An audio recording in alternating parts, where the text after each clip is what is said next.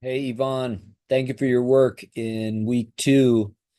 You got some really wonderful responses in both of the forums. I'm especially impressed at how well you grasped the argument that Kimber Well and Johnson Hodge are making in part two of the first forum. You mentioned that they are warning against a universal vision, uh, and instead are um, urging us to recognize the flexibility of what we conceive of as ethnic terms like um, Jews in, or what being Jewish is about in Romans and beyond. So I think this is important for us because it helps us not think about the gospel as something that is neutral to all of our ethnic particulars and cultural formation. Instead, God is actually revealed through the ethnic particulars of people, including the tensions that are part of those particulars. So, hopefully, this enables us to see that the gospel is indeed for all people.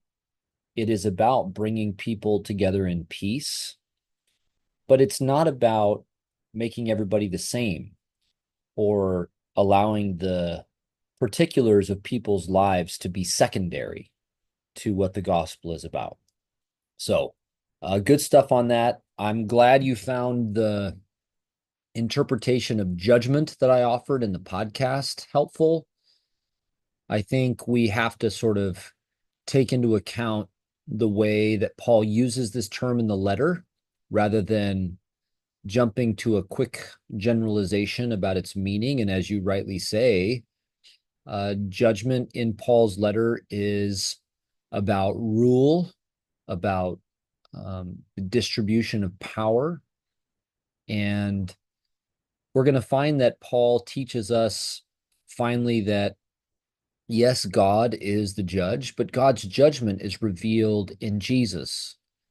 And that judgment is not about Jesus ruling over us, imposing his rule on us, but instead Jesus being judged for us, sharing his life with us. And this is how Jesus uh, is a ruling influence in our life and indeed for all of the human. So, hope you'll keep thinking about that great insight and looking forward to more conversation with you in week three.